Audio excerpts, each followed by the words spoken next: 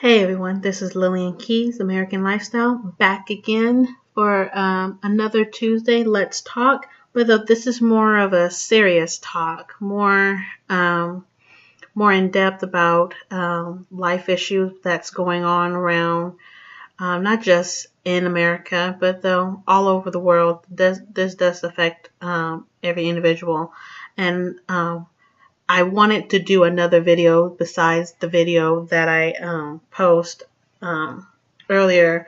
I wanted to have a long segment talk, nothing too long, but I mean, just something to think about and boggles the mind and really notice that there's more going on than the everyday life that we go through.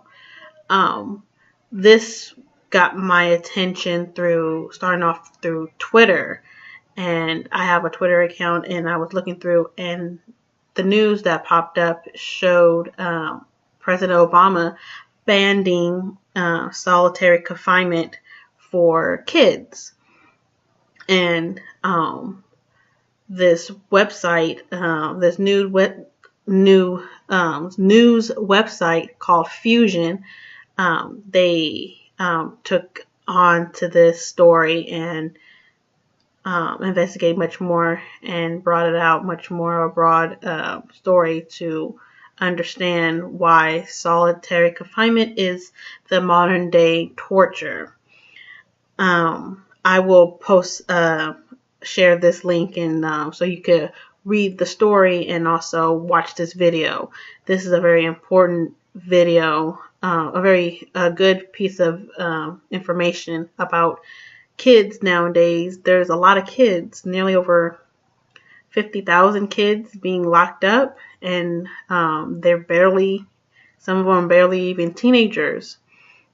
And I wanted to discuss and have a serious talk about actually, young kids being in jail and juvenile hall in a young early age, and pretty much what is the solution. Mostly it's a problem, so let's talk about solutions that go on and also start from the basic source. I am not a professional. I do not have kids of my own, but I had some experiences, not personally me. I never been in jail or juvie or anything like that, but I know of a few people and personally enough, my own sibling has been locked up at a young age. And just start off personally talking about my personal life. I was raised in a home, had two parents. My mom was more of the working parent and everything. My dad was more of he was retired, but mainly enough, you got to think about the home, the first structure where the child is from, and home starts. That's where everything starts, and more than the outside world yet. And most kids that I would think to believe that are starting off violent and angry is because of what they see at home. Nowadays, you see YouTube, you see Instagram, Vine, or just videos, period, about violence, anger, issues, and all that stuff. But it does hit from the beginning point of where they're all getting it from, which could be the adults they look up to and see.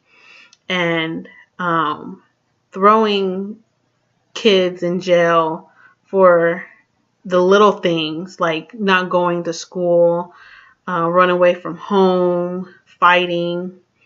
Fighting is not a little thing, but it comes from it comes from somewhere. And me personally, I my personality wasn't what the type of person who'll be angry and wants to fight here and there and all that stuff. But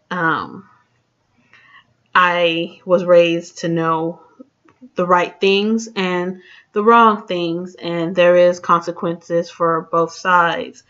You do get rewarded for the good things and that you do, and for the bad things, wrong things, there is consequences for that. But though, for a young child, there's a change. They can change, and I feel like throwing them in juvenile um, confinement, it's not just the answer to think, oh, I'm stuck here in this facility. I'm not at home playing video games or doing whatever I want. I'm being told what to do, wearing this orange or whatever simple plain jumpsuit, and I'm being told left to do what to do, what time to get up, what time to eat, and all that stuff. And feel like that's not the answer, not just only the answer. I feel like there's something much more to do about it, and I believe it starts from home, the home structure. A lot of kids are not privileged enough to wake up in a mansion, have a car before they're even 16, don't have to work for nothing, and there's kids out there who don't have all those things, barely enough to have clothes on their back, food in their mouth, and a roof over their heads. And it's disturbing. And for me, coming from a home, I'm blessed enough to live in a home, but more than so, I was blessed to have parents, a mom and a dad that loved me and took care of me as long as they lived and everything. And even after my dad passed, it was tough for my mom to raise 3 teenagers, growing teenagers, and she did all what she can do, but still, I'm myself not destructive and angry, wants to fight and get in trouble. I did have some down, struggling times, but I felt like that myself, that I feel like I'm more than that, and I can strive to be the best that I can be.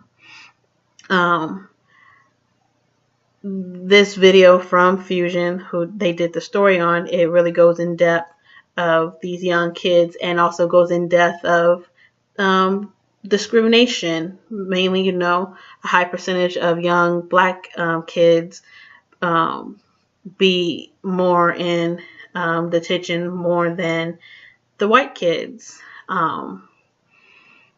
They go. I can't remember what's most said, but they go into depth about that situation with the white kids and the black kids. So I will post this link up on here and for all to watch and see, because this is really interesting, and it really caught my eye to really want to talk about it, and also open up a little bit more about me, and really get into a serious talk about this particular issue and subject. So if you got any questions, go ahead and comment below, and any stories and ideas that you guys, any experience that you went through or that went through, go ahead and write that down, and I would like to reply and answer and all that. So enjoy the rest of your Tuesday, and God bless, and I'll see you next time.